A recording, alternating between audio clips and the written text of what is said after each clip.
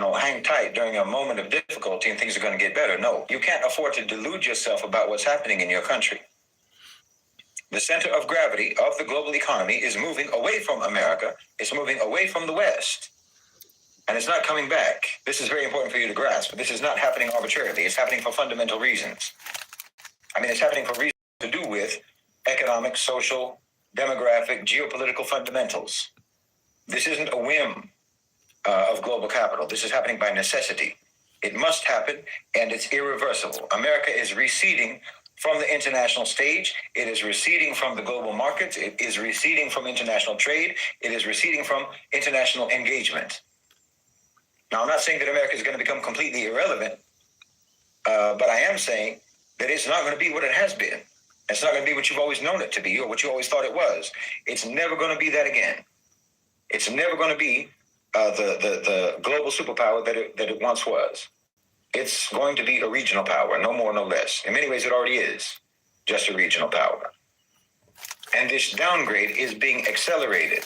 No one is trying to prevent it. Obviously, this is going to have very serious ramifications for everyone living in that country. Look, for example, most people think that America, they think of America as this high-tech empire or military empire, Silicon Valley, Google, Apple, Microsoft, what have you. Or they think of Wall Street, the Pentagon, or they think of, as I said, the supremacy of the dollar, the economic power of America. But the truth is that one of the deepest foundations of U.S. global power has always been agriculture. This is overlooked. This is sort of the silent pillar of American dominance globally. And their agriculture was never just about domestic consumption. It was about feeding the world. Wheat shipments, soybean exports, food aid. None of this was charity. These were all instruments of control. This gave Washington control around the world. Washington weaponized surplus grain, for example, the same way that they weaponized the dollar.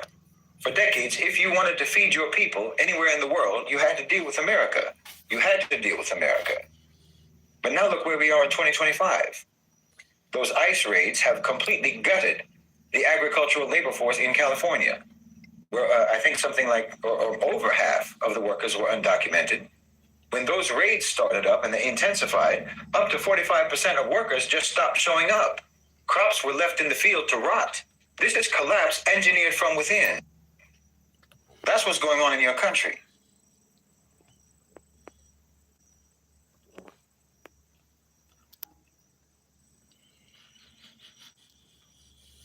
Even if we concede, just for the sake of argument, if we concede that capitalism has saved hundreds of millions of people from poverty, which is actually something that they've only started to say recently because they want to give capitalism credit for what China has done. It's nothing but a deflection from the literal billions of victims of capitalism.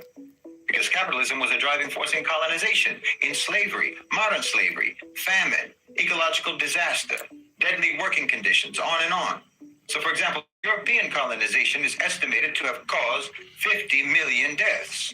Capitalist-driven wars have resulted in 160 million deaths. Upwards of 20 million Africans died in the transatlantic slave trade.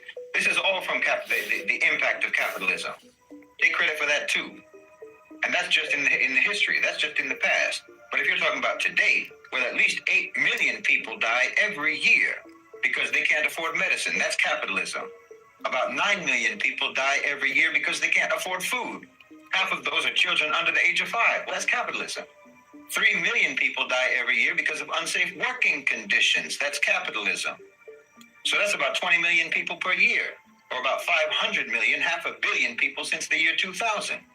And that's just talking specifically about deaths. We're not talking about general suffering, because if we talk about that, well, there's at least 50 million people living in conditions of modern slavery right now. Around 15 million people are forcibly displaced for large economic projects, development, and so on every year. That's capitalism.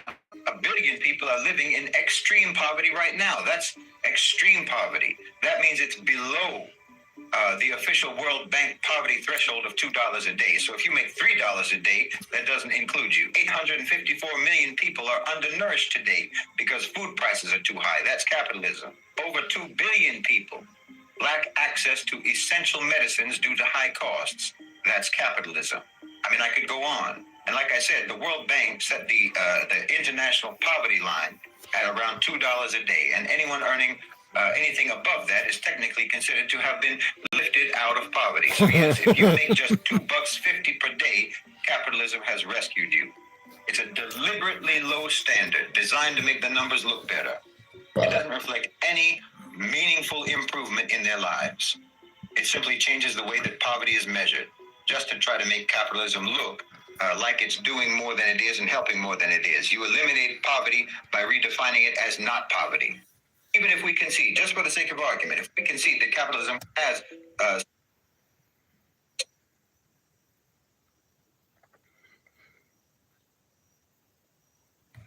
that's the view that the power structure has about the law. It's the view that the rich have about the law. I mean, you and I both know that nobody in power believes that the law is actually supposed to determine whether they can or cannot do something. It only determines how they will do it. Because the truth of the matter is that in America, the only crime is breaking the law so obviously that you can get convicted. That's the system that you're in. That's the society that you're in. In that society, the rich have got you, the poor, jumping through hoops while they fly their private jets through loopholes. You understand? So learn your system. Learn what your system actually defines as legal and illegal. Now, I'm not telling you anything that you wouldn't be told by your attorney. I'm not telling you anything that you wouldn't hear from any attorney worth their salt. Lawyers are never interested in what you did or did not do. They are only interested in what can be proven. And that's how the people who run the system, that's how they operate. They operate on the basis of what they can get away with. Look, you have to understand something. You are a criminal. If you're an activist, you're a criminal. If you're pro-Palestine, you are a criminal. If you are against oppression, if you're against injustice, if you're against tyranny, if you're against genocide, you're a criminal in your society. I mean, hasn't the system taught you that already by now, after 2 years? You, your organizations, your groups, your communities, these are criminal organizations. Understand this. Just like the mafia, just like the cartels, just like the CEOs, and just like the politicians. Criminal organizations. You have to wrap your head around that. But just like how the cartels and just like how the mafia are going to give up what they're doing, you and I both know they're never going to stop what they're doing. Activists are also never going to stop what they're doing. You're never going to give up what you're doing. But you see, the mob learned, organized crime learned the system. The cartels learned the system. They completely understand what legal and illegal means in America.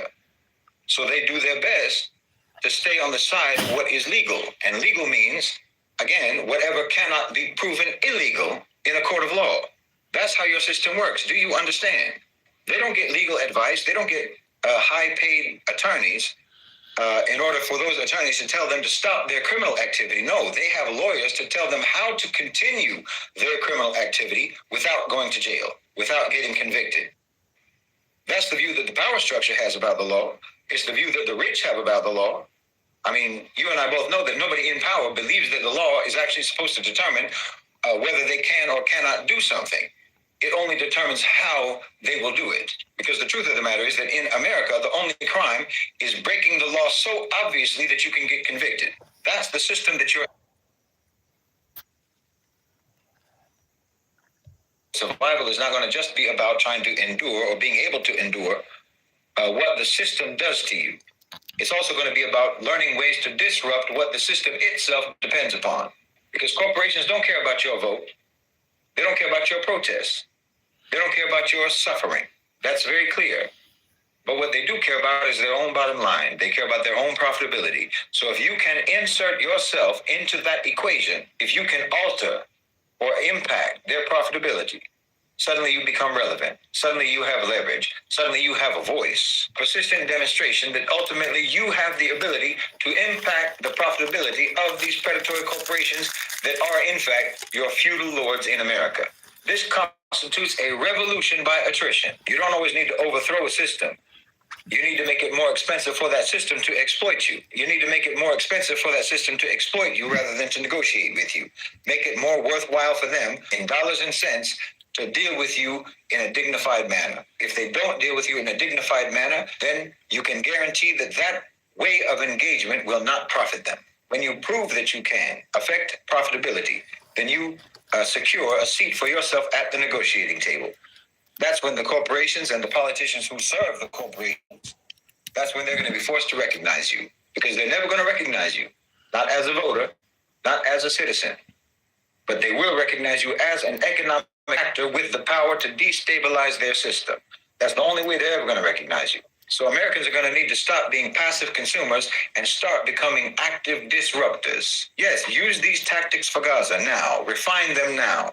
Because you're going to need these tactics, you're going to need these strategies even more for yourselves down the road. Let them know that when you declare a boycott, you're not just saying that people should reconsider patronizing this or that company. No. You're saying that this company that we are boycotting is not going to be allowed to operate smoothly. Just like when the mafia comes to extort a business. Oh, it's a lovely shop you've got here. It'd be a shame if anything happened to it. Right? When they come to extort some business, that's what they say. Yes, don't kid yourselves. That's what you're doing. A boycott is nothing but extortion. It is extorting a moral position from an amoral actor. Through pressure, through targeting what that amoral actor actually cares about, which is profit. They don't care about morals. Like I said, don't do anything rash. Don't do anything violent. And don't do anything that's going to get you convicted and get your movement shut down. But look at all of the factors. Look at all of the factors that any given business depends upon to make a profit. And pinpoint what can be disrupted. Survival is not going to just be about trying to endure or being able to. Good morning, good evening, good afternoon. Welcome to Dreamy Dreamland. And what do you think?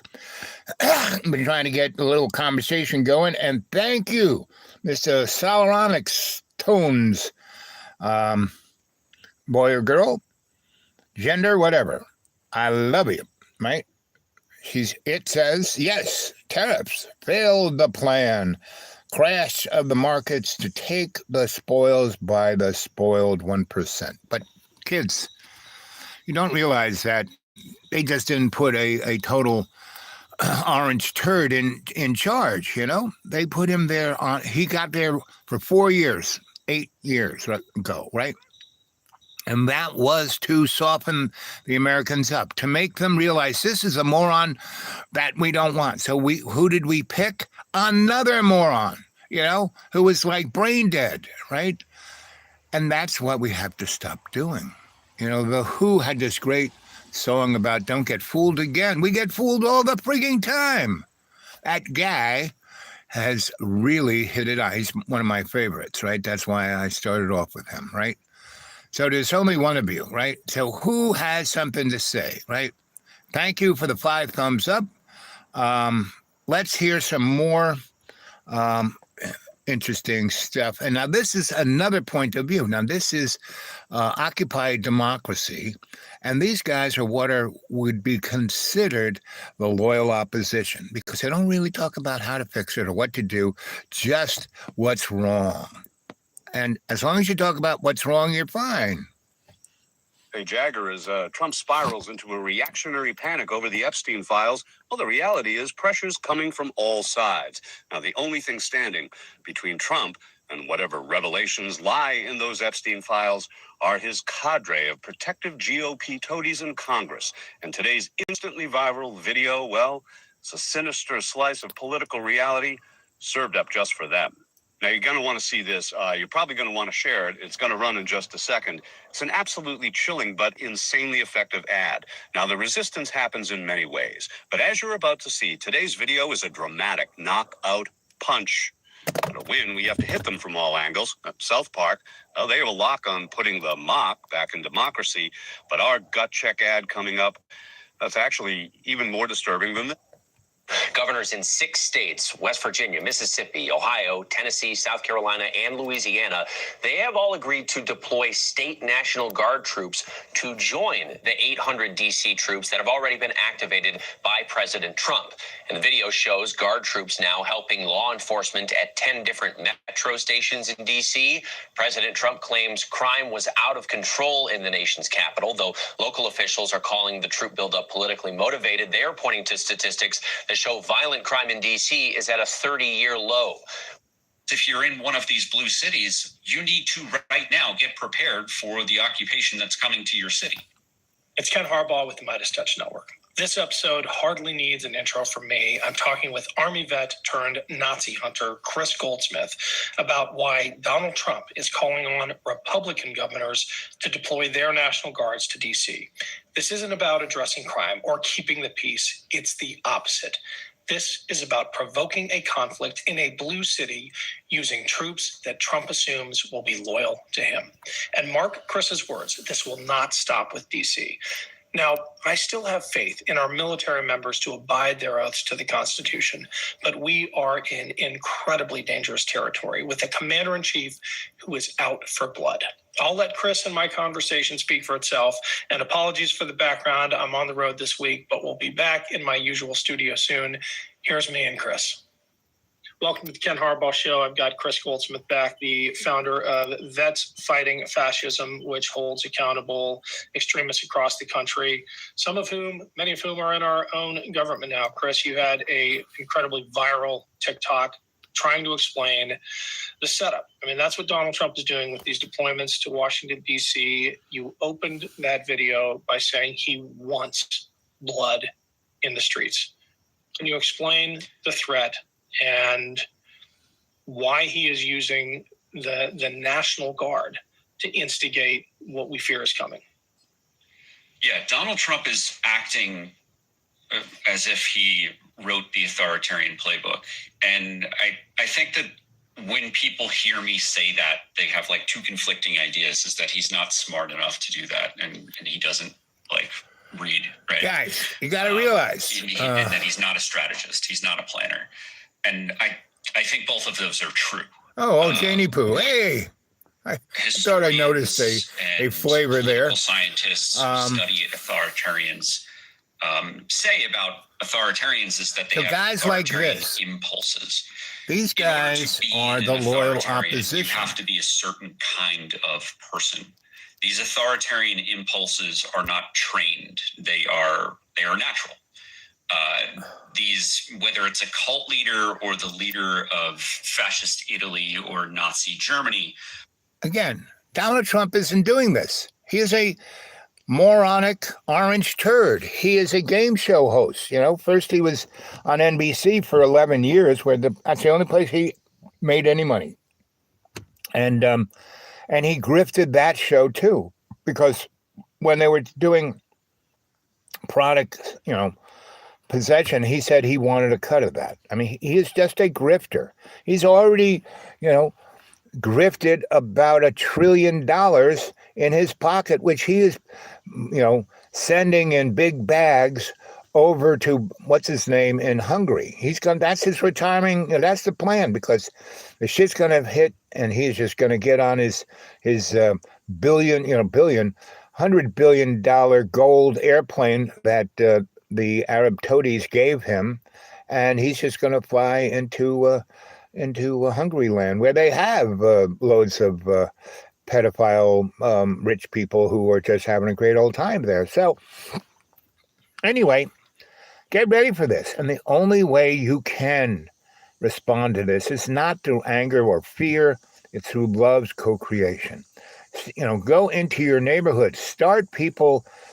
Act locally, think globally, right? So you have to realize that, as our friend was talking about, our bald glasses guy, he was talking about how the only way you can deal with this is to make it expensive. Let's see, do I have the book nearby in hands reach? Yes, I do. Back when we stopped the Shoreham nuclear power plant, basically, and this is what stopped homelessness in New York. We took over abandoned buildings and we, fixed them up. So, homeless people, these were buildings that nobody wanted, were worthless. We made them, 20 years later, each of those apartments were worth $2 million, right? And so I was kind of bought off. I was given by the state this really beautiful loft here, and here I am organizing art for the people, right? And that's what it's about. You got to organize, right? Here I am in when New York State was trying to take So the Dutch didn't conquer New York State from the Iroquois Nation. They rented it. And the deed was up in 1999. And legally, the Indians, the Iroquois Nation, had the right to take over 85% of all of New York State. Well, that was never going to happen. And this is Syracuse at the federal building, and we went there at least once a week, and it was like me driving Miss Daisy, Grandpa David, right? And so we did a rainbow gathering in Ithaca, New York. This was up in near Trumansburg, where they have the racetrack, right? And this because the state of New York had no federal parks or forests because it was owned by the Iroquois, right? And so here we are. This is the Rainbow Nation, and this was one of the last really good ones. I was a facilitator. I turned it all over to the to the community that was there, and we made a gorgeous, gorgeous site, right? And here's a friend of mine from Cornell, and she was a demographer, mathematician, physicist, right? And brilliant girl. And over the years, we stayed buds. And when just the other week was the celebration or remembrance of the big hurricane in New Orleans, right? And we went down there. I did when I was living in Roanoke, Virginia, and I was working with Habitat and the Salvation Army. And we built structures that we put on flatbed tractor trailers, and we drove down with 20 buildings that had each 4 apartments in, right? And all we came down with everything, right? All our tools, our power. We had 2 forklifts, so we could lift this stuff off and just, put the things together, staple it together. Bingo, bango, we had houses. So we put down these what are known as deck blocks, big concrete blocks that have space for 4x4 or 2x6, right? So we made pads out of, treated 2x6s and plywood. And then we built these already constructed walls that we had. We just put them in place, bang, bang, bang, bang, bang, bang, bang, bang, bang. Then we hung the joists of the roofs, bang, bang, bang. And we could turn out one of those buildings, 4 apartments, every 8 hours. We went down there and found we were hooked up with a church down there, and they had this gigantic space behind their church, private property, right? And they had gotten together a bunch of, and this is 2 weeks after the hurricane, and everything's totally in chaos, and anyway, so basically, we hit the ground running, and we started to do it. And the first 4 apartments was done within 12 hours of us getting there. And we were not going to stop. We weren't, stop when it got dark. We had lights. We just kept bang, bang, bang, bang, bang, bang. And FEMA showed up and said we had to stop doing it because we weren't certified, right? And we just ignored them. And so the police came by and looked at what we were doing. We said, "Do you have a house?" And he said, "No, I don't have a house. My mother doesn't." I said, "Take off that uniform, help us, get your buddies over here." So they came over with their police cars and had their guns. And bang, bang, we're just, we're up to like 16. We were going to put 40 apartments up in a week, right? With everything working. We had generators for power. The church had, the water they had was a well. They actually had it so you could drink it. And then people, you have to stop. And the cops wouldn't stop us. So when the army showed up, they got a bunch of those guys to come over. And we were like, already had half of those apartments done. And basically, the army said, no, we're not going to stop these guys. That black general came over and said, wow, we should be doing this. And, he started getting on the phone and he was getting another one torn, He was told to, burn what we have built, right? And he said, I'm not doing that, sir. Anyway, so they send in other real Army troops and federal agents, and something I didn't know that existed, but FEMA had its own FBI. It's called Bureau of Investigation. It's now called Homeland Bureau of Investigation, right? And so they were there, and they were all decked out in armor, and they had, not Humvees, but real tactical vehicles, Abrams, right? Not the big tanks, but the little troop carriers that have 250s on the front, and guys, sticking their head out of a hole, but had, grenade launchers, the whole thing, and they were ready. And there were about 200 of us when they rolled and just circled us and said, we're just going to machine gun and kill you all, or we're going to give you 2 hours to get out. So we couldn't really do anything. The religious guy was like saying, what, this is private property, this is the church, they have nothing to do, it's outside the district of, Anyway, they said, they took him away. And the military guys, they basically went to them and took them away, right? And the police were like going, uh-oh. And so when they left and we had nobody to protect us, we said, well, we're going to leave everything here, our tools, the generators, everything. We're just going to leave it all here, and we're just going to get in our vehicles and drive away, which we did. And when I came back with this woman, when in 2010 the oil catastrophe happened in the Gulf of Orange Turd, and she had a grant to study the long-term effects of that oil, right? So you have to have a benchmark. So we got there before they turned it off. We got there while it was still going on. The taste of the oil and the smell was everywhere, even 100 miles inland from the sea. Anyway, one of the first things I did, I went over to that church, and all of the stuff was set on fire. The church, too, was set on fire. And that whole neighbor all around it. This is like, the event in New Orleans happened, I think, in 2005. And this is 5 years later. And the rich white commercial part of New Orleans that got affected, it was just humming like a thing, right? Parts of the 7th Ward were kind of, trying to get back. But that church and those houses, and they weren't burnt to a crisp. They were just set on fire and let to burn until it burned itself out, right? So it didn't go up in a ball of flame and it's just dust. No, it was left as a, burnt up, kind of, it looked like this.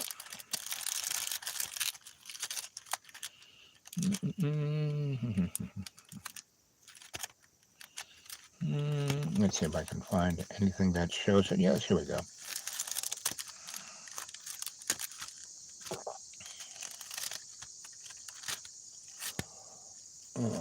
Yeah.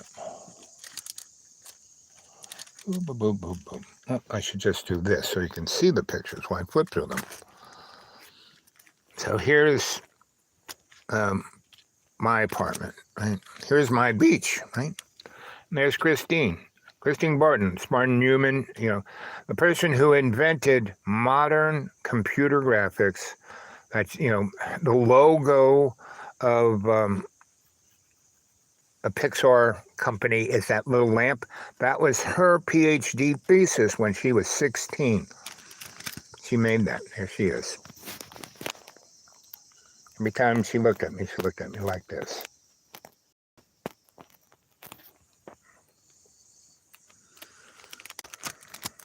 I took her on vacation. I took her all the way down to North Carolina to Kitty Hawk in the middle of winter. This is February. We're on the beach. And she's like looking at the camera like, Al, what are we doing here? But once we spent a week there, and there was no one there. And when the wind wasn't blowing, it was unbelievably beautiful. And we stayed in this little motel that, and here is my little research group at the UN, where we were proving that we could do, Tesla's 0-point energy. Here is down in Wall Street when we took it over. And this is the Bread and Puppet Theater, guys. And this is what I'm saying. Culture is what is needed, right? Here's Christine again. So, she really never let anybody take her picture except me. And so this is the thing that guy was talking about. We started this thing called Long Island Life Community. And we were in front of that plant 24/7 for 5 years, right? Here's here's my sister when she realized that she was screwed by my parents once again, right? And they're not bad. There's my dad, Don Jose, and my mom, Susie home cooker Adolf Hitler. They would. I got the best out of them. Here is Joe Battle, of Battle Fabrication, right? And we were up there. Our factory was up there in the South Bronx, right on the Hudson. Here's Pat and her buddy. And this guy was the head anthropologist at NYU, and he was all right. So here's one of the meter banks that I put in. I did this to 50 buildings. See those meters? Those meters prove that you live there, right? And this guy, he was one of my many, many students, right? And here, this Alex was another one of my students. There's Dave. And he hated being called Dave. He wanted to be called Dave Id, because he didn't want to lose his id. So here's us breaking into a building. And this is what I painted over that. I put the art over. So see, this is a steel core buck door, right? So we smash a hole in that, and we put that in, and we concrete around it. It looks like it was there forever. Then I put the art on top of it, right? So people wouldn't look at the door. And this is in the back. This is in the front, right? And these are all pictures and things I wrote about homesteading, right? And here is a carpetbagger from Italy, Sandro Danini, right? He was at NYU. He's another grifter. So here's kind of what so like 2 weeks before this, it was a burnt out building. Let's see if I have a picture of the burnt out building. So these were my rocket scientist buddies from Cornell that I took to the Rainbow Gathering. And she, this girl was really beautiful, and she was like a human computer. I mean, she could just give you square roots and calculations up the kazoo. And people thought that was smart. This girl was brilliant because she understood the context of the power of math within social constructs. Here's his rainbow again. We're having council. And here she is. And this girl was the most uptight girl, but when I was like cooing to her, she was like, so look at her. She's like full of confidence in this picture, right? She's like, and here's a good example of people. She's in the same ilk of a grifter. So she is a activist, right? Joni F, right? And she's totally effed. So we were being, these guys were the 2 Supreme Court judges that came to see whether we, had the legal right to have a gathering. So they brought their own water and food. They didn't want to get poisoned by us, but they were really kind of cool. And I was there, I was, secretary of being diplomatic, right? because the rest of the road dogs, well, wanted to fight the cops. And here are the cops. So this guy's from the FBI. This guy is from military intelligence. I mean, look at this guy. Look how he's cut. Come on. And there is, good old BG, and he's another guy living in a bubble, So this was a really great gathering. We stood up to the man, and we left the place better than we found it, right? And this one was in North Carolina, in Joyce Kilner National Forest, which is totally beautiful. And this is a guy I've known for, this is Red. And there are a lot of Reds, Red Bear, Red Wolf, Red, it's like a crew that are Red. So he is just Red. And he was a Vietnam veteran, and he had more, he was a captain. He was made a captain. They wanted to make him a major and a colonel. And he said, no, I want to stay in the field with my men, right? And so here's the head highway patrol guy, and it was raining, and everything was totally mud. And I took a picture of his shoes because we were all covered in mud, and this guy didn't have a bit of mud on his black pants. And he traipsed up and down the mountains with the Supreme Court judges. There he is right there, Colonel, whatever his name was. And here's JB's, little mirror. Right, this is GB's id, right? It's also his grandpa's id, and this kid is totally screwed. I took him over. He was one of my 128, and I taught him to be an electrician. And he went up to college and became an electrical engineer. And he said, "I did it to make you proud." I said, "Did you do it because you wanted to do it, or you wanted to make me proud?" He said, "Make you proud." I said, "What's that going to do for you?" "Well, I'm going to get a really high-paying job." But he couldn't because, this is his face all the frigging time, right? Or this. I want this, give me it, or I'm going to be this. And that was the two faces of this kid. And inside was a good kid. He really loved me. And he was a great electrical. So this is where I lived in Tortola. I took them to Tortola. And I really didn't want to take them to Tortola. They just kind of jumped on, because I traveled everywhere. And they wanted, I was taking my second wife there because she really never had a vacation. So here's what I'm talking about. We set this theater up just on the friggin' street. And it was a play called The Wisdom of the King, right? It was a druid play, right? And I played the king, the wise king. And here's another play that we did, Midsummer's Night Dream. And, had all the little kids play all the parts in Shakespeare's play. And they did an amazing job, right? This guy, he is a Pulitzer Prize poet from the hood. And, he got a lot of money, a lot of fame, and then he did a lot of crack. So this is him kind of cracked out at one of our parties. This girl started the Brooklyn Academy of Music.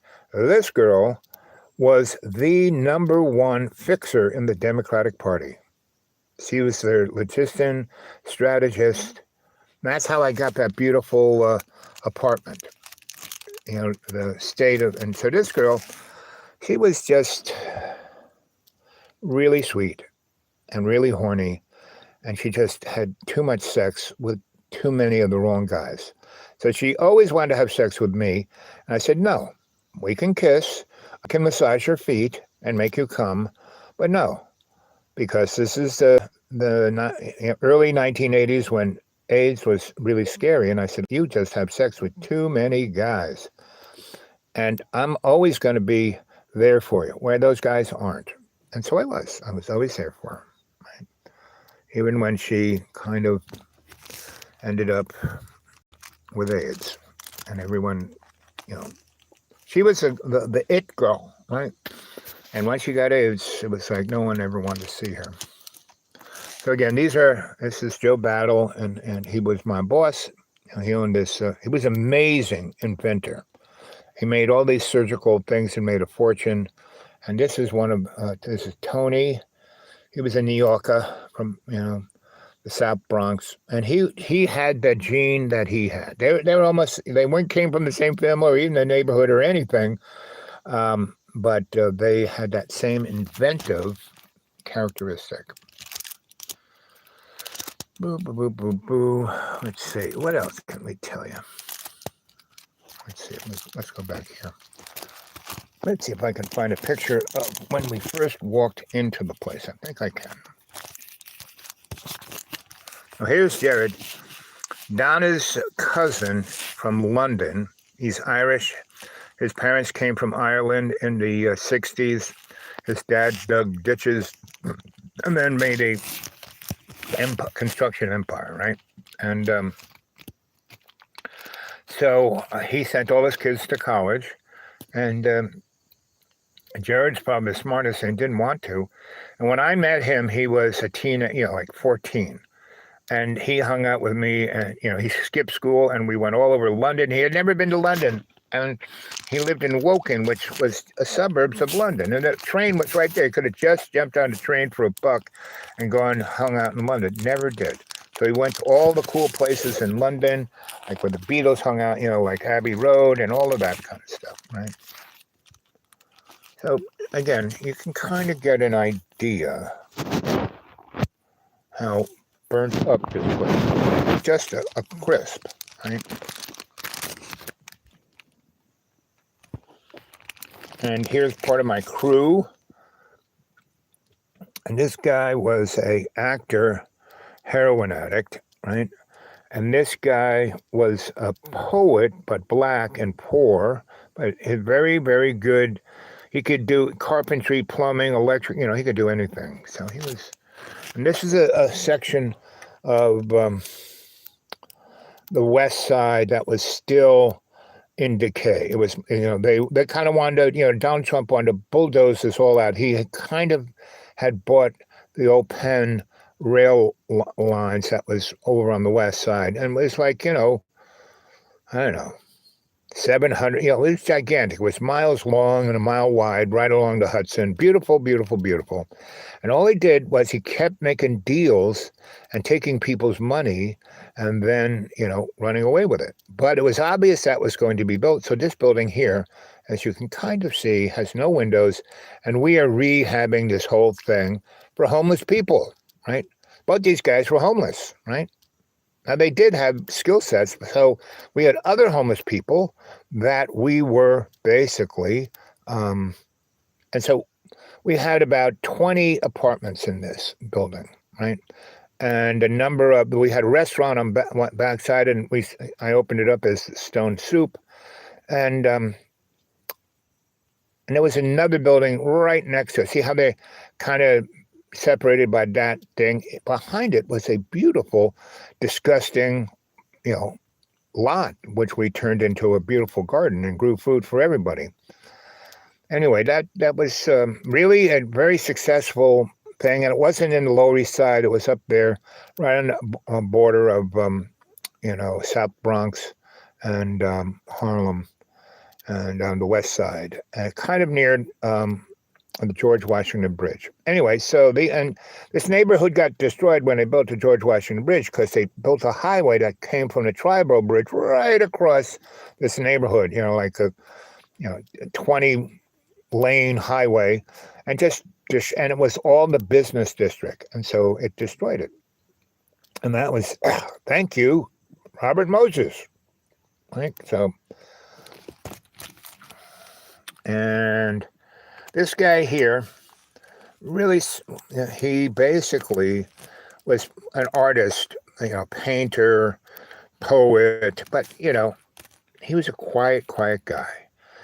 But every woman seemed to like it. So this girl here, right, she owns a big gallery, or, she didn't own it. She managed it. She was the person who ran it, who picked it up off its feet and started making it money. So she's trying to get him to be one of her artists. And he's just telling her, she's looking at me like, Al, who is this guy? Anyway, this guy turned out to be one of the people who put,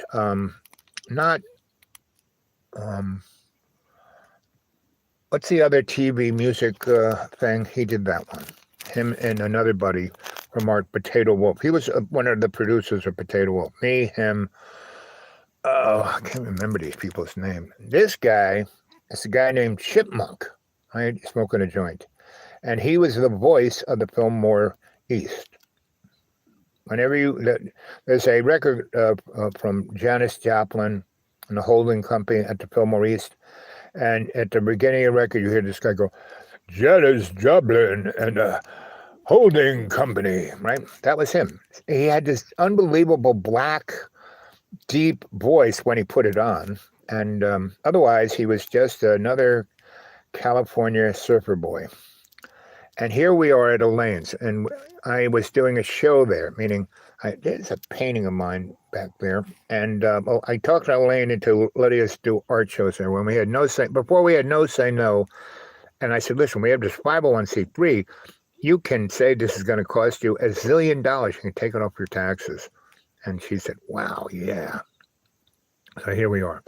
And this little muffin, she is, I don't know how old she is, but I was staying far away from him. But this guy had brought her. And I said, where'd she come from? She goes, San Francisco, man. I said, isn't that like going across state lines? Oh, no, she's old enough. Really? Look at the look I got. Look at this.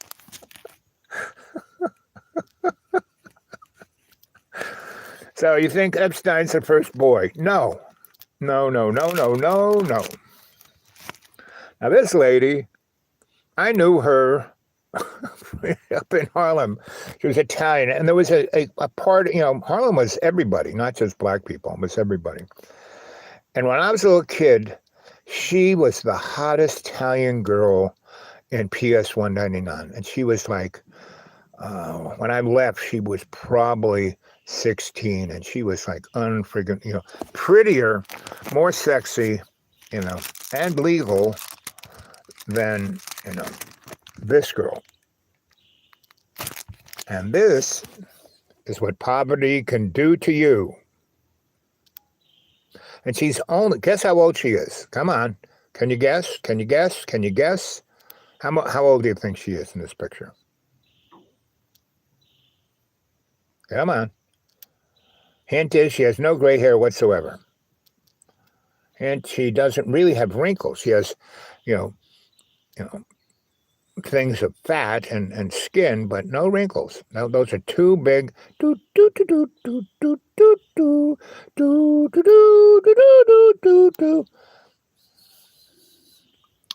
This lady in this picture is 43 years old.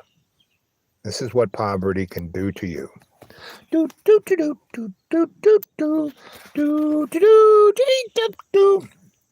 So there's three of you there. Janie, you still there? You got any comments on any of this? Oh, here's a good shot. That grifter, organizer, she got in a really nasty car crash, and none of her buddies would come and help her. And so I did. Me and David and GB. And GB was, her boyfriend at the time, and when he wasn't in the vehicle, because they were having, rainbow business, and she flew in like the aristocrat she is, and somebody picked her up in a van, and the person who picked him up in a van that had a flat, he changed the tires, and he lost the lug nuts, and he only had one lug nut. So he put the lug nut on, and the tire worked, and he drove to the airport, picked her up. They're on the highway. They're doing about 70. That lug nut snaps, and the wheel flies off, and the vehicle tumbles. Boom, boom, boom.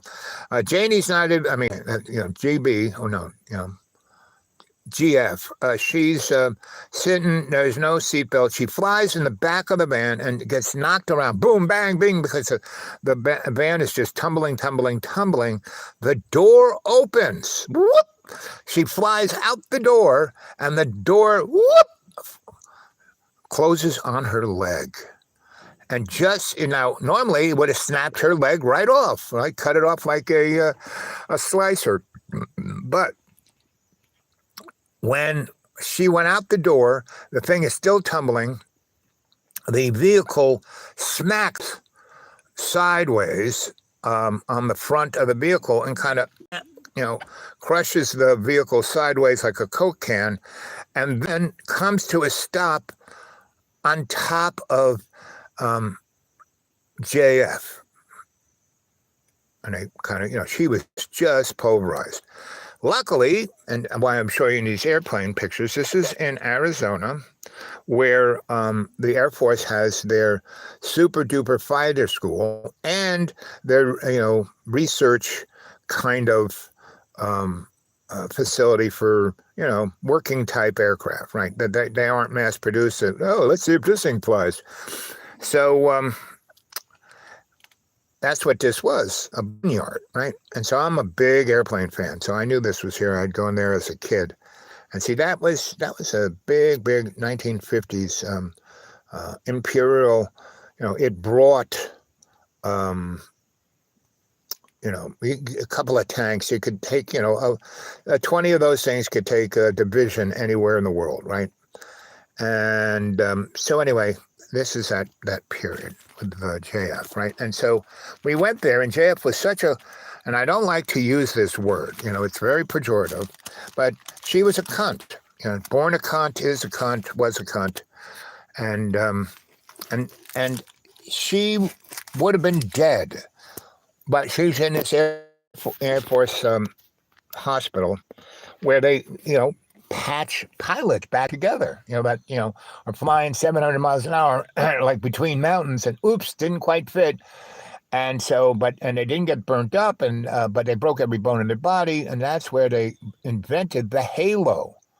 The halo is this ring, the different sizes that they put around you. And then they screw things into your bone and hold you. So they used to kind of put you in these things where they wrap you up and put strings on you, and you'd be a marionette, but still you could move around. With a halo, you can't move a centimeter. And so you can't, and so they stick a thing up your butt and up your hoo-hoo, and you're getting sustenance by a needle in your arm. And so JF was like totally, well, I won't use that word again because it's so pejorative. She was just being such a big C that the military said, listen, Big C, you're not an officer in the Air Force.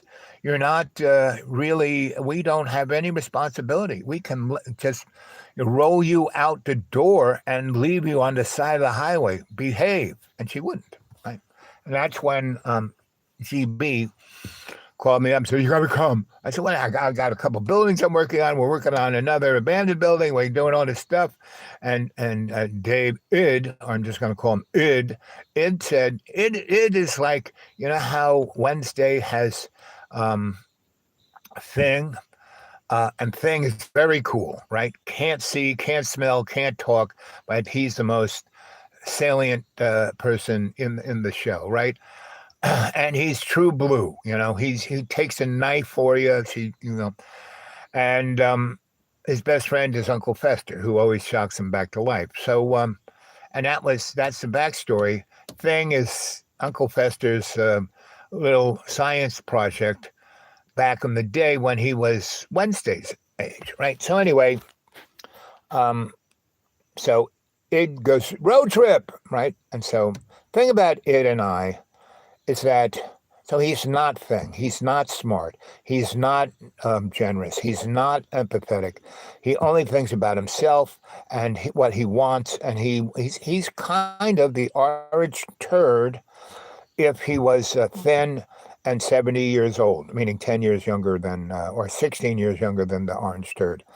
And he's just, every woman he ever got, he drove into the ground and spits when you talk. Id said, don't ever mention his name again.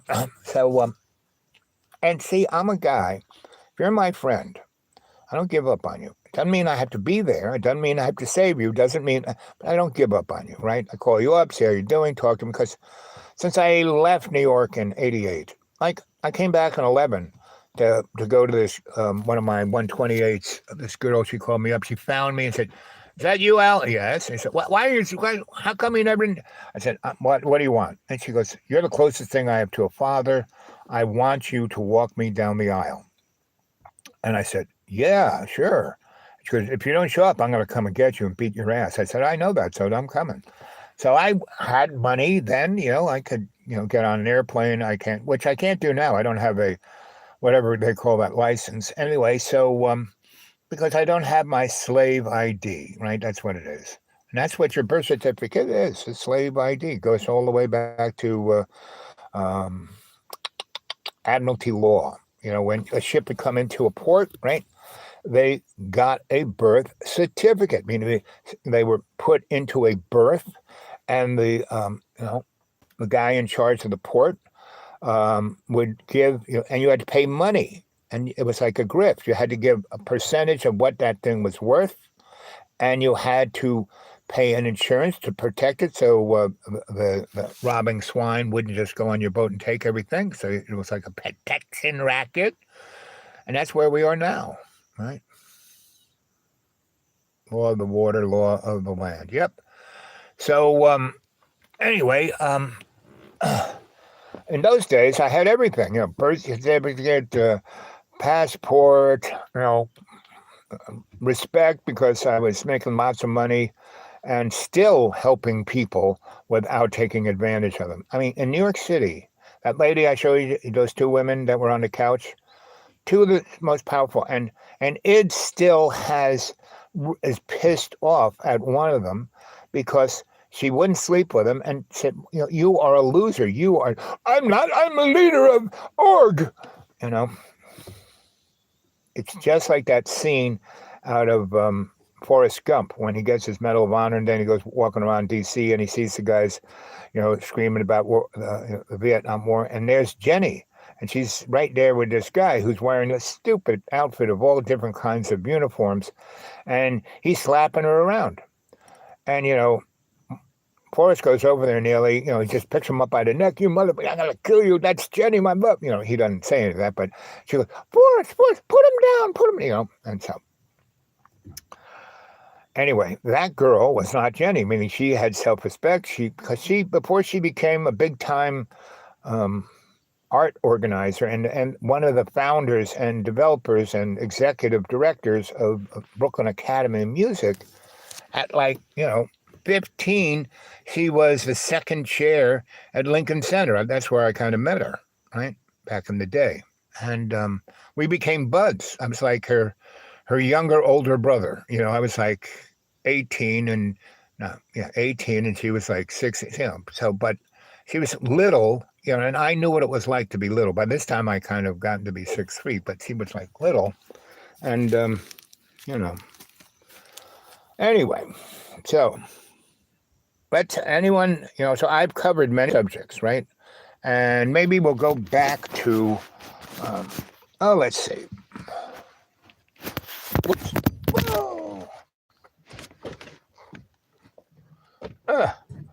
Maybe I'll shoot the show from down there.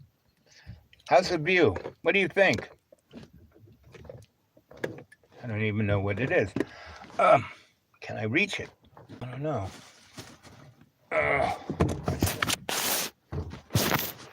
Yeah, okay. Here we go. Okay, there you are. Back on the air. There's 4 of you. I just had it, let's see, I'm going to put you over there and put you over here. We got a guest star call in. Maybe I should call the id. That would be interesting. Yeah, maybe I'll do that. Let's see. Here we go. Do.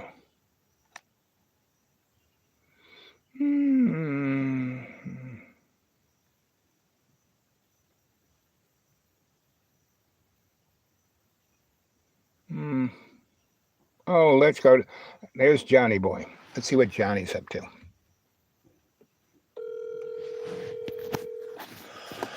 Do.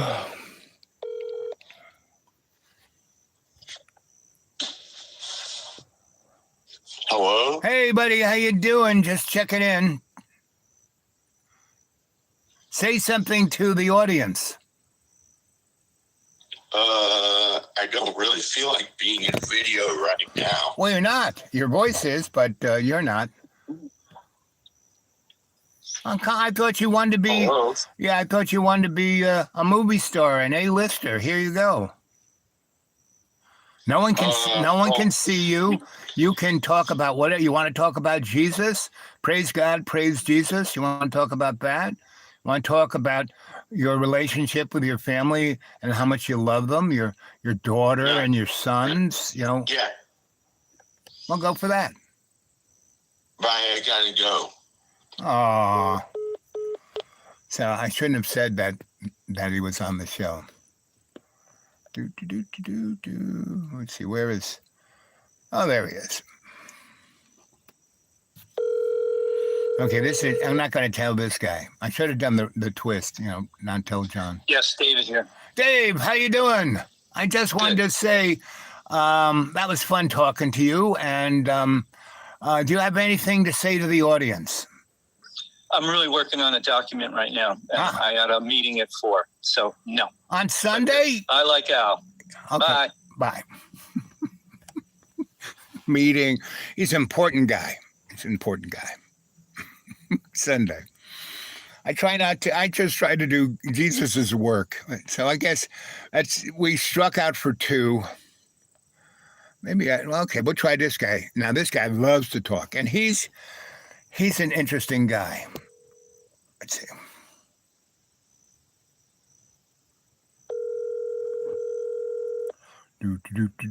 So for all David and I have been through everything. Like I said, I'm still his friend. Most of his friends, especially the girlfriends. Okay, he's not going to answer the phone. Who else can we call? Unless you guys want to start talking about stuff, I'm up for a conversation.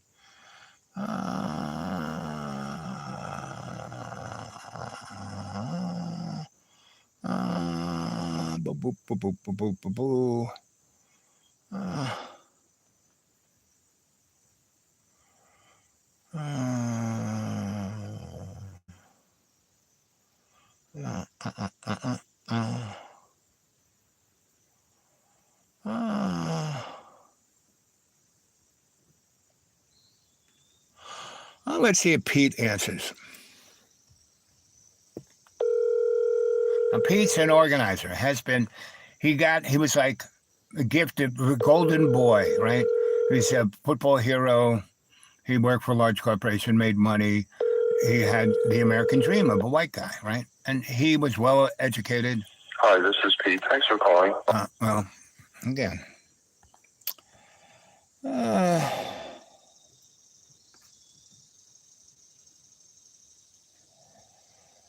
So, Jamie, what do you think?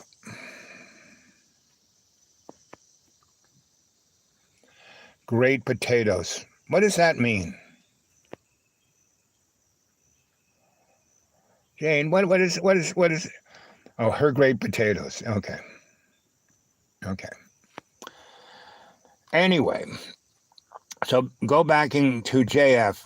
So she's in that hospital, and the doctors are really, really, really, really upset with her, and just gonna like throw her to the door, and she's like, forget it, she'd die, right? And they don't care, they're the government, they're not even a, corporate business. So anyway, they took care of her for 2 reasons. The doctor told me, we had a few procedures we wanted to experiment on, and she's our lab rat, number 1. Number 2, we're just being kind. Really was only number 1. So anyway, I got there and I said, so,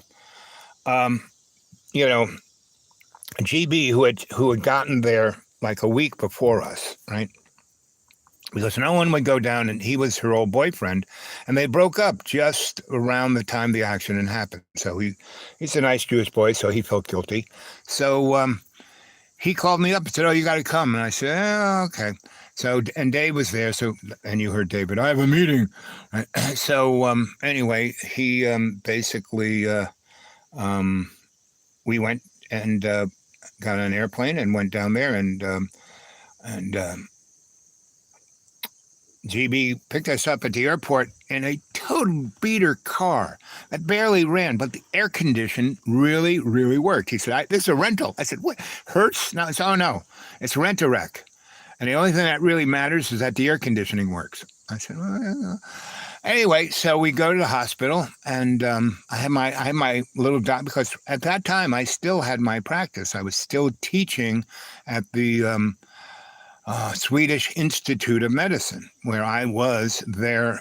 I ran and started and headed and taught their alternative medicine department. So they taught natural medicine and Swedish medicine and massage and all of that stuff. So I was teaching shiatsu and qigong and herbs and acupuncture. And I taught acupuncture. I didn't practice it, right? And I didn't give anyone needles, but I had all the maps and charts and all that of the human system and all what it meant. Because the really good thing about acupuncture, it really deals with not just nerve endings, but you have 9 energetic systems in your body. It's not just your pulmonary system. It's not just your nervous system, but you have other fluids in your body that carries information. That the derma and the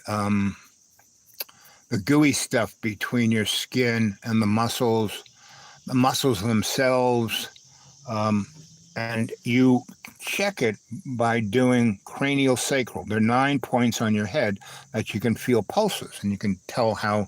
So that's the kind of stuff I taught, right?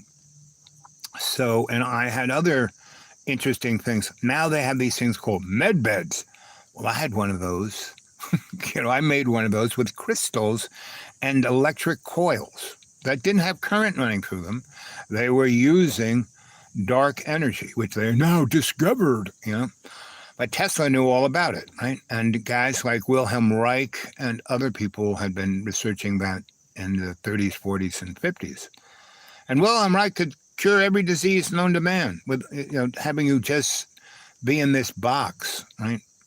And they made it against the law, and then they passed a law if you had any books or any devices, you had basically committed treason, and you got 60 years in confinement for that. So they went into Dr. Wilhelm Reich's house, and all his books that he wrote were there, so they took them and they burnt them in front of his house, all the originals, right? Now, the horse is out of the barn. All those books were all over the world, so it's not like, they burnt The Secret. But it was a sad day in Mudville, right, when that happened, because those were the original copies. I had a lot of juice in them. And they took all this stuff and burnt that right in front of them, and then took them away and put them in in Pennsylvania, a really nasty, the worst of the worst of the worst. Of people, psychotic killers. And that's who he was, this little old guy, white hair, and he cured them all. And it so freaked out the federal government that they stuck him in a hole in the ground, naked, with just a little slat that was like 12 feet above his head. So he couldn't really see anything, but it was open and it's winter. So all that cold air and snow was coming in, right? It made drifts of snow on that side of the little cell he was in. And he was naked. And in the morning, they would hose him down, and then everything would turn into ice. He stayed there until spring came. And then one day, they came to see if he was there. He wasn't there. And all there was the door out, and there was always a guard there, and this little thing like that big, so he had to squeeze, and it had bars on it, right? He wasn't there. He totally freaked on that one. So,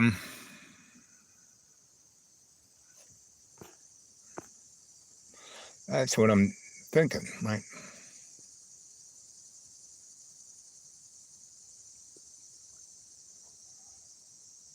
You're watching through tubes at once. Well, you're one YouTube better than me. I watch 2 at a time. So, yeah, good on you, boy. So, or girl. So, anyway,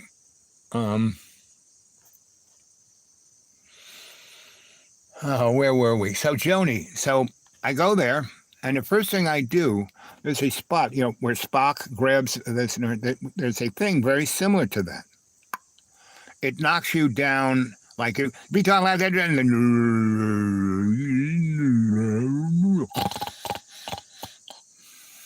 so I did that to her, and the doc said, "How did you do that?" I mean, I just walked in and saw her, and she was like wound up, like, "Get me out of there!" And she couldn't get out of there.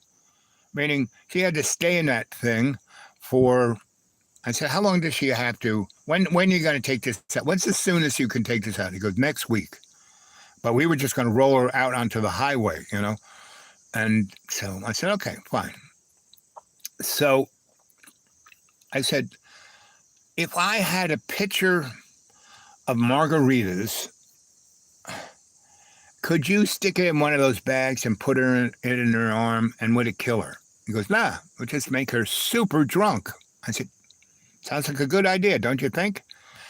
And the guy said, "What?" I said, "Doc, why don't you and your head guys there, not docs, because I started doing stuff, and they were like, 'How'd you do that?' And I said, 'Why don't we go? Take me to your best Mexican restaurant?' And so, GB and Id said, 'Yeah, let's go.' And I said, 'No, boys, you got to stay here with her.'" Oh, there he is. "Hey, counselor, what's up?" Not much. How you doing, Rabbi? "Oh, I'm hanging in there. Remember I was telling you about my friend that he was living in Florida? Did you have any ideas on that one?" Yeah, you were going to call me back a few weeks ago. I was trying to find an attorney down there. Okay. So I need to, what county? Where was it? Where did it happen? What's the state capital? In Tallahassee. Yeah. Okay. Yeah. Okay. Well, I need, if you shoot me his name and so forth, the date it happened. And So what are you doing this week? Let's have. You want to have lunch at that Mexican restaurant, or are you super busy? No, it's not too bad. I can't do it down there anyway. But I'd have to find somebody. That's why I need to. Okay, so why don't we just have lunch there and schmooze, and I'll give you all the information you want. Okay. And then you can take it from there. Give me a holler tomorrow, and I'll see what the week looks like. Okay, sounds like a plan. Otherwise, life good? Okay. So that's a guy who was state Supreme Court judge. This guy could get any scumbag off, because law isn't about what's right or wrong. It's what you can get away with. And the way the system's set up is that, the justice folk, the just us, have to prove you're guilty. Now, if you're poor, that's real easy. I mean, they can just lie, cheat, and steal, and put evidence in there that wasn't real, and you're guilty. So if you're black and poor, that's what happens to you. But if you're rich, pretty much look at Donnie. He's a 34-count felon, and he's our president. And he just grabs them by the pussy, and they like it, right? So that's the world we're in. So why would you think things are any worse than they are? That's kind of what it is. And what are you going to do about it? I don't know. What I do about it is this YouTube and help people get out of jams, because this guy, anybody can get anybody out of a jam. That's the guy. Right. But he always gets the big ticket, right? And one time we were having lunch, right in the middle, and there was a state attorney and a state, not Supreme, but the thing below a state Supreme Court judge, appellate judge, right? So we're having lunch outside, kind of on the street, next to the courthouse in this other state, and wasn't Florida. Where was that? Anyway, so we're there, and the guy's there, and we're there having a really nice lunch, very fancy Italian restaurant, and we're having, and these people are giving us, the greatest service. And it's not right on the sidewalk per se. They have lots of tables on the sidewalk, but there's a little alley that kind of goes in, and they have two alleys. One on one side is where the kitchen is and the bathroom is, and then there's a back space where they have events. And then there's this other little thing that is kind of covered. I mean, the ones on the sidewalk have umbrellas, but this is covered. And if they want to, they can kind of put a plastic thing in front and either air condition or heat the place, right? So anyway, we're there, and what's beautiful about this thing, if both sides are open, you get a great breeze, and that back space is a garden, and it has all of these honeysuckle and all these really unbelievably great smelling flowers, and the pervading wind kind of comes around those flowers and out this little alley, and so it smells great, and the Italian food is smelling great. So we're drinking lemon jellos and having this great meal, and we're talking about I'm telling stories and giving opinions on this, that, and the other thing, and we're having a great old time. And I've known him forever, and he was like me, a traveling a guy. He didn't just purvey in one state. He was all over the place because he could get anybody off. So anyway, so that is the story, and so we're sitting there having lunch, and it's a good 2-hour lunch, from about 11:30 until 3. So maybe 3.5-hour lunch, because they had already done their work. And so they were just getting the buzz on, and my buddy, he's smoking away, and there's the head attorney of the state, and not the head judge, but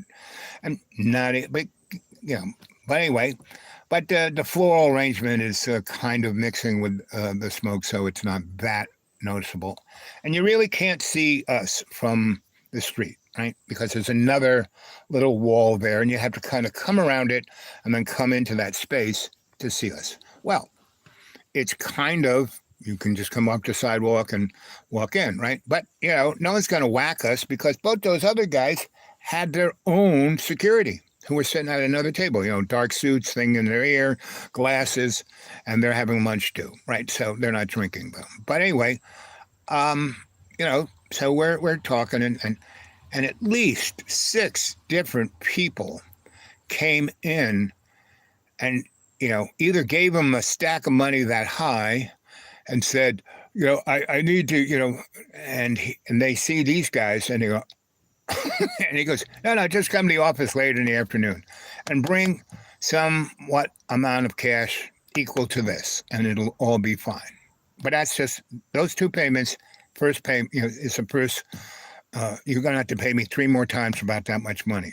So the amount of money that was in that bundle probably was at least 10 grand, if not more. Probably a lot more. I didn't know if they were all Benjamins, because one was a Benjamin, the other was a 50, whatever that is. And so anyway, we just got 6 different guys, just right. And it was like not even mentioned, we just kept on our conversation, and that was that, right? So he's kind of retired now. He's pretty old, he is, I don't know if he's in his 90s, but he's definitely in his getting their 80s, right? And so, and he had this, he's big boy, and he's kind of how I was. I mean, I took it to extreme, right? When I kind of do those things, I can take them to the extremes, and I'm kind of paying for it now. But I'm still alive, still doing what God and Jesus want me to, and so still having a good time, still getting girlfriends. I got this new girlfriend, and she's quite amazing. So anyway, okay, so the phone thing didn't work out too well. But I did, I called that guy 100 times and haven't got him. So anyway, so what else can we do? How are we doing for juice? I can't find enough. You know what? There's 3 of you there. Come on, guys. Start talking. And since, let's see. Ancient Aliens, and Sensie Bob. Yep, that's. And again, there's a good reminder. Anyone wants to read any of my stuff, get a hold of me at the dudeawake42@gmail. Dudeawake42@gmail. And if you want to, leave your phone number, I'll give you a buzz. We can have a nice conversation. My phones only work in America. They barely work. And if you wanted, no one sent me anything at PayPal. And I don't, every time someone does, I have to figure out how it, because I haven't used it. I used to get at least $20 to $100 a week back in the beginning, right? And that was nice, it was not, paid for the little extras. And, but now not so much. Maybe every 6 months to a year, somebody throws something in there. Then I have to figure out how it works, because they changed. One of the reasons I hate PayPal is like virtually every 4 weeks they change their protocols, and you have to give us more information, tie us into blah blah blah blah blah blah blah. It's like, come on. So anyway, but that's only going to get worse. Everything's going to be AI. You will not be able to talk to any humans. Hey, do you even know if I'm a human? I could be AI. Cute AI. Don't you think that's cute? That's my better side. That's my destroyed side. This is the eye that got crushed by the nun. This is the ear that it's like I can listen to birds talk, and I can understand what they're saying. And my throat, why I sound so strange, and not that strange, but boy, I did not really get a serious grip on being able to speak until I, in college. And first I went to the Maryknoll Seminole, and I had this woman who was a speech pathologist, and she thought I was the best thing. She goes, "You are great. You have all you weren't born with these things. This nun did this to you, so I can." It's like we had the technology, we had the money, we can rebuild them better than ever, and that's kind of what she at least got me, so I could talk. But the problem was my esophagus and my jaw and my vocal cords weren't just damaged, they were like traumatized. So they wouldn't work. I mean, everyone fixed them so they mechanically worked, but they were traumatized. So I had a serious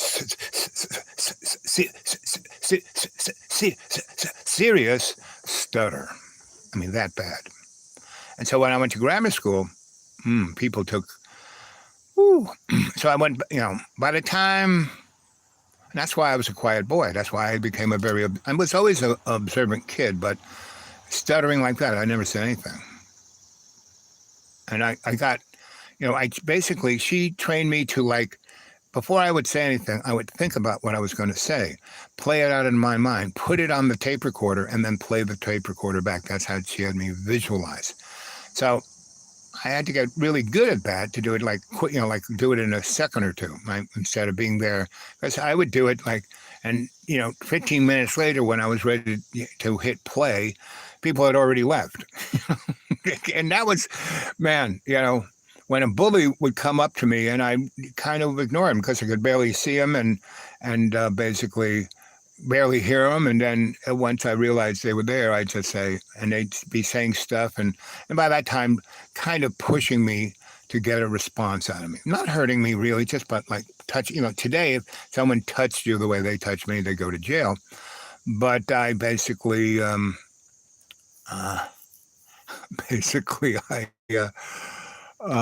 would do this. Just one moment. And then I would think of what I was going to say and put it on the tape recorder. And by the time I hit play, they'd be gone. It was a great strategy to get rid of bullies. And by the third bully, I was off the bully list. This guy is just too weird, and he's too small. He's no fun. We can't intimidate him really because he's just a moron. He can't even see us. And so I was off the list. And then 2 morons didn't get the memo. And they came to bully me. And one of my crew, Kim Romano, who was the daughter of Big Tony Romano, who was the mobster in our town. He was his buddy, Richie, was the other mobster. They were tag team mobsters, right? And it was just like The Sopranos. They ruled the garbage and recycling. I mean, we didn't have recycling, but, construction sites and that kind of stuff. Anyway, and they both had daughters, Kim Romano and Debbie Soul and Richie Soul. And so Kim was about a year older than Debbie. They were best of friends because those two guys hung out they kind of lived not in the same house, but they had a little compound. Anyway, so when they got to be about 4, there was a Chinese man who had the magazine, thing, and he had all these things of like his back in the day, and we think that mixed martial arts is a new thing. No, it's been forever. It's just new to white people, right? So he had and he was like the champion in China and Japan and and the Philippines and now he's an old guy, right? Mr. Miyazaki, right? So those two girls studied with him from, even when we went and studied a bit. That's where my first, exposure to martial arts was with him. And then when I lived in the ashram in Vermont with Sensie, he's the guy who really, because I already kind of knew the protocols and the this and that. I just wasn't really practiced or disciplined or focused, right? And, I was very respectful to Mr. Miyazaki, but he, Debbie and Kim, he was sensei. I call him sensei, but, maybe I went there 10 times in the 12 years that we were buds, grammar school and middle school. It wasn't even, I came in 3rd, went on 8th, so much that. It's like 5 years. So maybe 6 times in those 5 years. And so anyway, so I'm sitting, and we didn't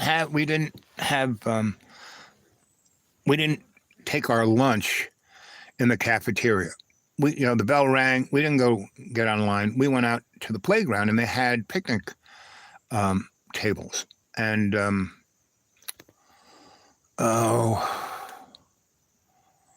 not Harvey Kleiman. There was a kid whose family was just totally gaga for guns. Both their grandparents started the NRA. I can't believe Hoagland, J.P. Hoagland, J.P. And John Peter. And that was the first kid I met in that school, I came and that school, what used to be the high school, and they built a brand new middle school, and they had middle school, and they had brand new high school, and they're building new protocols. And so they took all the grammar school. So it was a very rural area of Long Island, not so much, not even close. Now it's like an ant farm. But anyway, there were all these nice little red schoolhouses. So, maybe 60 kids went to those schools for grammar school and middle school, and then they went on to high school, which is now our grammar school. So it's all those. So you go in the cafeteria, all the cliques of all those little red schoolhouses, right? So I remember the first day I went and saying my mom gave me $1 to buy lunch, and I went in there, and she also gave me, my dad made peanut butter and jelly sandwich in a paper bag, and so I went into the cafeteria to see what they had and maybe buy milk. Hated milk. And they didn't have sodas in those days. Anyway, so I'm basically looking at it, and I just decide to eat my peanut butter. So I go to a table. Can't sit here. You're not one of us. Can't sit here. You're the other. You're the other. You're the other. You're the other. You're the other. And so I sat down on a table all by myself, right? And so this guy in a suit, he looks like James Bond. He's got a dark suit, but he's got a Madras vest on, white shirt, Madras, and a bow tie, screaming red bow tie. So he kind of looked like James Bond, but the Madras vest and the bow tie was like, what? And the winners write the history, not the truth. The winners will never Jamie, they're not the winners. Those guys are losers. And what's happening right now, So, Jamie, you know that last night was the first night of the black moon, something that doesn't happen for every 26,000 years. And we're now in a 180 something day period called the snake birth, that we drop our old skin and we're a new snake, right? And that's going to be sometime around Christmas or November, right? And so that's that's that is the motif, right? So not the truth, right? They told the truth, right? So that's what I was pretty good at, speaking. And then when I worked for the lawyers, I got paid to speak truth to power. But there's only one of me to do that, so it's okay to pay him a lot of money, and he'll tell us what we don't want to hear, but we need to, and he won't really say anything to anybody else, which I was pretty good at. I did that for 10 years. You know. Anyway, so JP comes on, and I'm looking at him, and he goes, "Can I sit with you?" I said, "Sure, have a seat." He goes, "You're not from here, are you?" I said, "No." He says, "Well, I've been here my whole life, and that's how I'm treated all the time." I said, "Well, not by me." He goes, "Are you going to be my friend?" I said, "Yeah, damn right, Skippy." He goes, "My grandfather says that," right? So well, that's good. Anyway, so he goes, "Do you want to see my gun?" And I say, "Sure, whatever." And he had a basket, right? I had a paper bag, right? He opens up his thing and he pulls out this unbelievable meatloaf sandwich with gravy and mashed potatoes, and it's still steaming, and a thermos of coffee. And he goes, "What do you have?" And I go, "I have peanut butter." "Peanut butter? I love peanut butter. My mom gives me this all the time." I said, "Your mom makes this for you, and it's still warm?" So he goes, "Let's trade." I said, "Here." I pushed over the paper bag. He pushed over the basket, and he goes, "But this." And so he takes out the napkin that's like, this red checkerboard kind of thing, and he puts it on the table, and then out of his pocket he pulls this little kind of leather thing. There's an inside little pocket on the inside of his jacket, and he pulls it out and he opens it up, and there's all these tools and a silk cloth, and he puts the silk cloth out on the thing, and he lines all his tools up, and then in his coat he pulls out a real operating, loaded Walter PPK, which is James Bond's gun. And he proceeds to take it apart right there in the cafeteria in front of everybody. And because we are so the other, no one notices. And I'm looking around going, we're going to get in trouble over this one. My new friend is going to get me put in jail.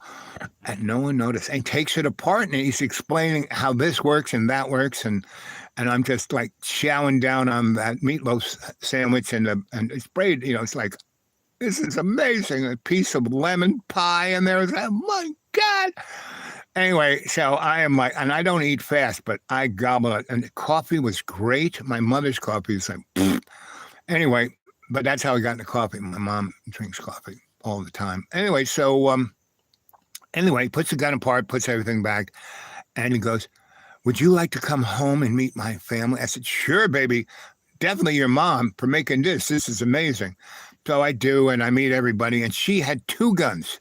She had a bandolera across her chest, and she was hot, right? She was wearing this like Donna Reed TV evening gown, an apron, and a bandolera, and two 45s with pearl handles. Stay inside today. Sun's black moon. Yep, or at least covered. Yep. So we are in, that's why the world is so strange, is because we are in some very strange astrology things. But all of the stuff that's going on is nothing, because it's just a cover for what's going on underneath it.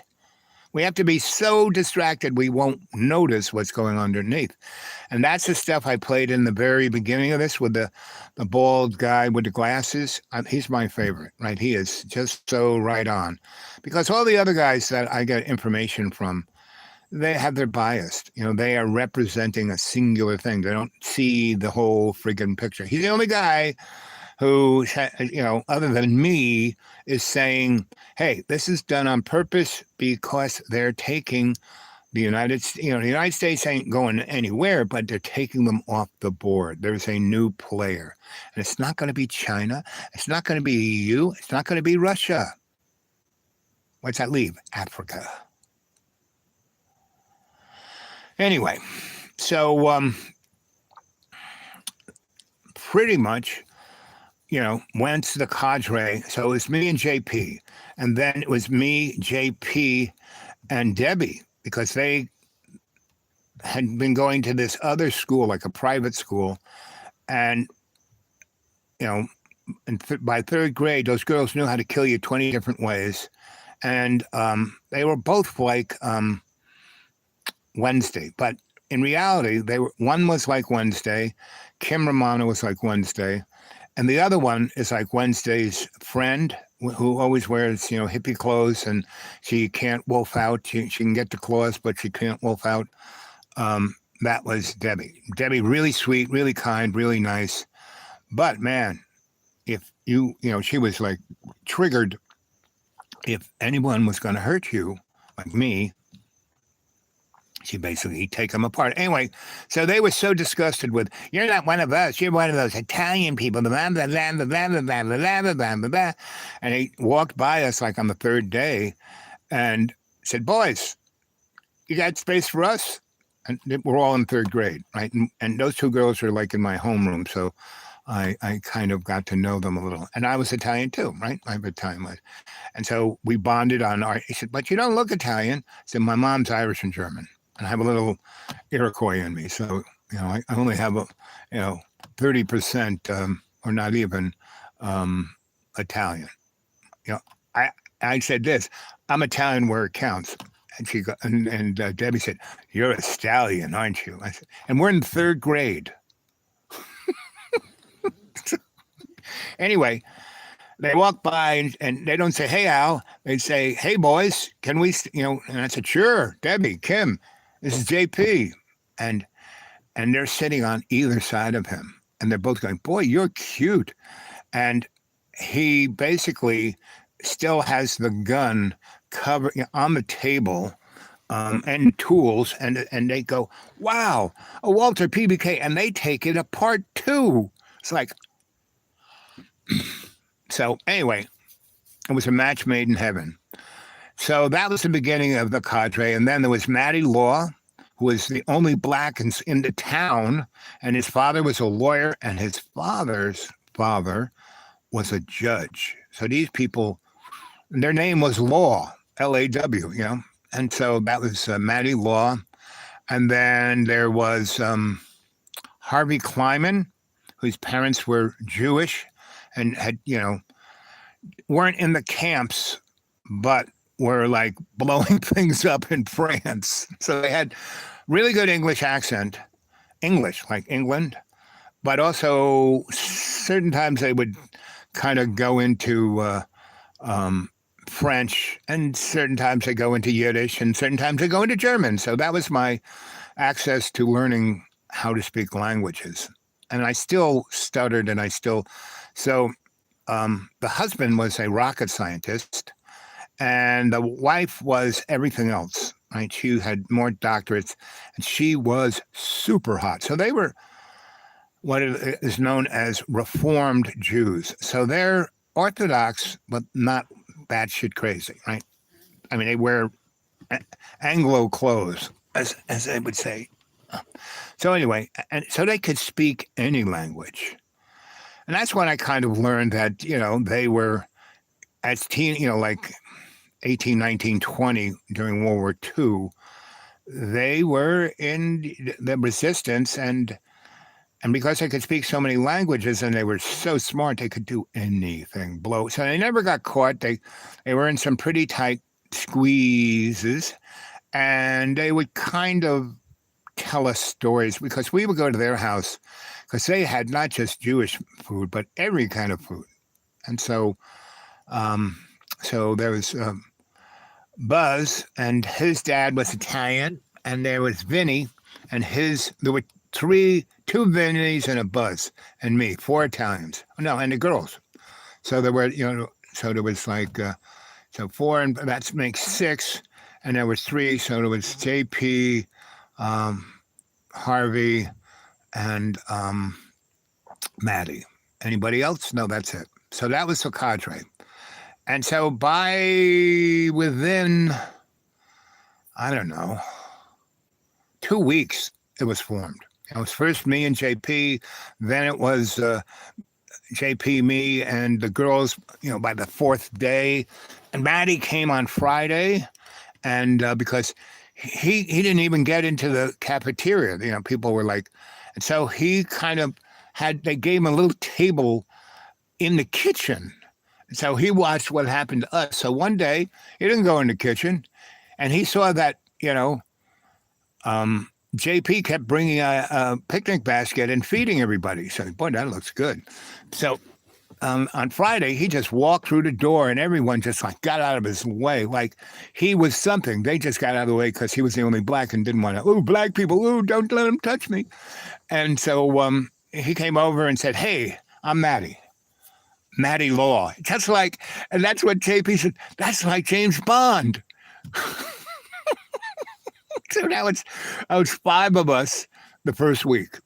And then the other, Harvey came along the last because he didn't show up at school right away.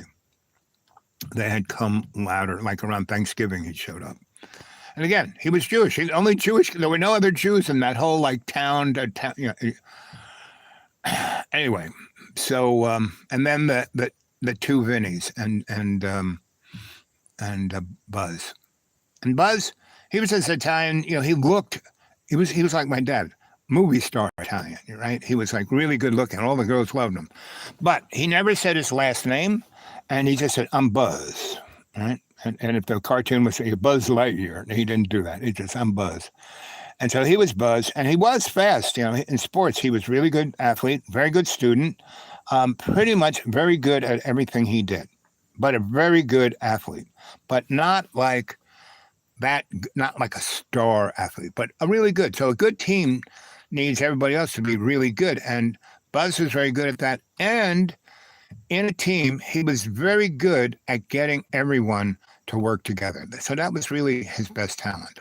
And that's why he and I, he was, we were all best friends, but he and I were because if I wasn't there, he was running the show. If I was there, I was running the show. And both of us ran the show by not running the show. By letting everybody be their best, right? An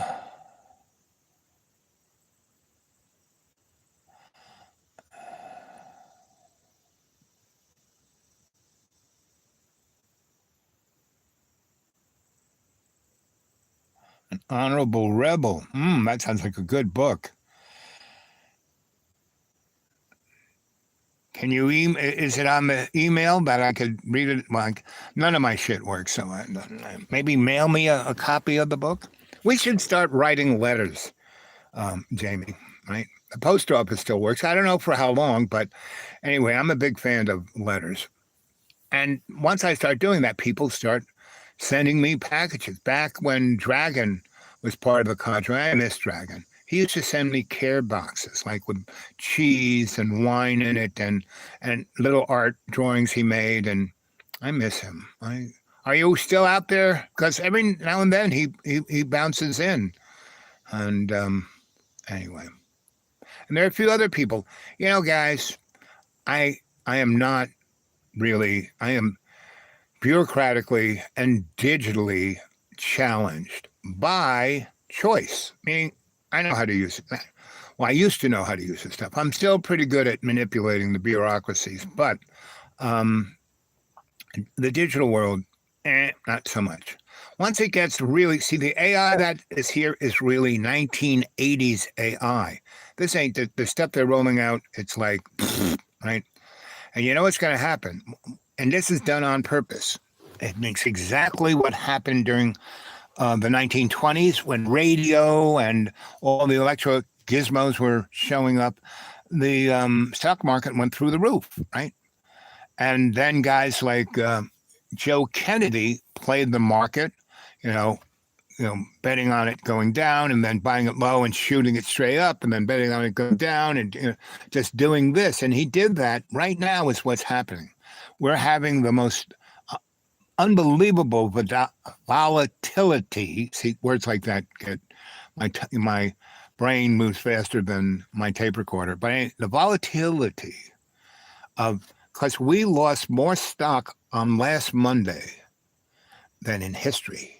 And by Friday, it was in new historical up territories. It lost like 3,000 points and then gathered almost 5,000 in one freaking week. And there was 2 of those in between. I mean, it's just people manipulating. And that's what Donald Trump is doing with the tariffs. He is destroying the world economy that it was, allowing the new economy, the BRICS, to come up. But that won't last. That'll crash and burn too. And about, there's going to be a real, what they call a correction. And America, that will be it. We will, it's not that we won't exist, but we won't be that important. And in that process, in the this time next year, Donnie will have gotten us into a serious war in Europe, which will encompass all of Europe, England, Rome, Paris, all the capital cities are going to look like Kiev. And Russia will be just toast. And they'll have a wild, crazy revolution going on there because Vlad will have 2 wars going on. Everybody in the world and his own people, right? So this time next year, and all these academics who call me to say, well, you never listen to my point. This is one guy. For the last 2 years of the Gaza thing, he's been going, and he's actually, as long as I've known him, like 15 years, he's been saying this. The only problem about the Mideast problem is that the Palestinians don't know how to use public relations. They caused the war because they don't know public relations, I'm going, what, you're nuts? There is no public relations. There's a controlled narrative, period. Where are my glasses? What do I do with my glasses? Remember, Janie Pooh, you got to put it in caps. James Elizabeth Montague could refer to several different people, including Elizabeth Montague, British writer, social reformer, famous for founding the Blue Stocking. Oh, that, yes. Yeah. I enjoyed her writing. Yeah. Those are the kind of girlfriends I like. And I get girls who are that, but they're not totally like, total. Elizabeth was the total package. My girlfriends are great and they're brilliant. And that one little thing they do it better than anybody on the planet, right? That's Christine, the smartest girl. Let's see, I'll show her picture again. The smartest girl. Where is she? So my mom was like Elizabeth. She kind of had everything. Oh, there's Christine. That's a good picture. I mean, that's how she was looking like that. Why am I doing that? Why don't I do this? There she is. She was looking, when I met her, I was at the party of all these rich computer people who were investing into computers, and she was leaning against the wall like Lauren Bacall, right? And that's Christine's normal face. Like every day, everyone sees that face, right? When it's just her and me, I'll show you the face she shows.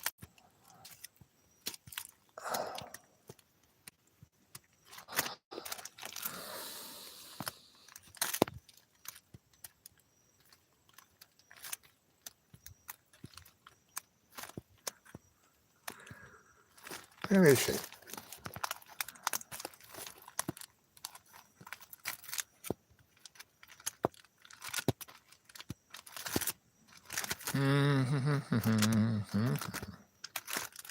Oh, there it is.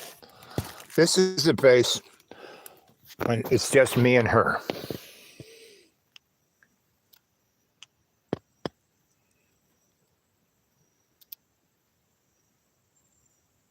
And we're just sitting on my beach, right? It's a 100-acre beach right on the Great South Bay, and the Atlantic is right where the Atlantic comes in, and there's a little spot where you could get to Southampton. I was going to build real fancy houses on the beach for the rich. And this is the summer before my dad pulled the plug. So that's Christine at her best, meaning that's who she really is, but she never showed it to anybody except me.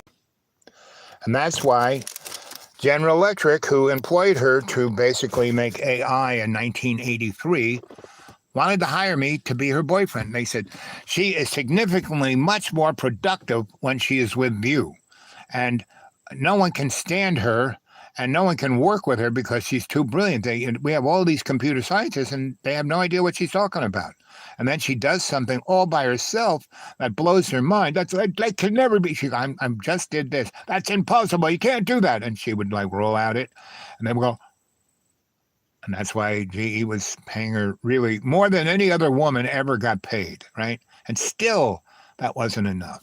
Meaning, I don't want to say how much money, but she made serious cash, and yet it was 1/1 zillionth of what that product was worth. Like when she invented the algorithm to make computer graphics, and that, again, I keep telling you, that her PhD thesis at 16 in Stanford, she wrote an algorithm that made, Pixar's movies. They had their logo of that lamp that is there and then moves around and does this and bends this way and that way. Back in the day, they had computer graphics, but they had to make an algorithm for every movement of that lamp, every second of the time. That's like 8 million zillion algorithms for like 2 seconds of video, right? So she made one algorithm that was encompassing the whole. She made just a new universe and made one algorithm for it, and that was computer graphics.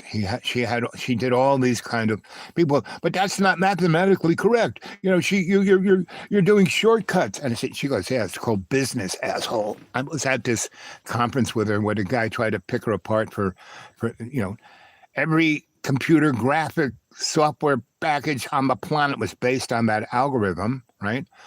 And this one guy, well, you cheated. You didn't show your work. Everyone just, threw, spitballs on him. And this is all PhD guys said. And anyway, because he had this other idea about it and it never worked. And then her thing just exploded onto the market. Now, Stanford just licensed it to all those guys and made a shitload of money. Now, they gave her a nice check, and they gave her not one, but 2 PhDs, and then they sent her off to, Grandpa Xerox Park. And I should have met her because I knew Grandpa Xerox pretty well, but I didn't. But I did because that party that was being thrown by Grandpa Xerox, who wasn't even there. He just kind of had this salon in New York City, and also one in Stanford, and also one in LA of computer graphic people. So that's how I met Christine. And the rest is history. So hour and 34 minutes. 17 to 1800, yeah, British writer, social reformer. We don't have too many of those Elizabeths, Montagues around. Anybody make a movie about her? No? Yes? Maybe? Anyway, 6 thumbs up. Thank you very much. How about some more before I leave? How about you guys getting a hold of me at thedudeawake42 at Gmail? Come on, Jenny. Jenny, did I ever send you any of my novels? I think you would like them.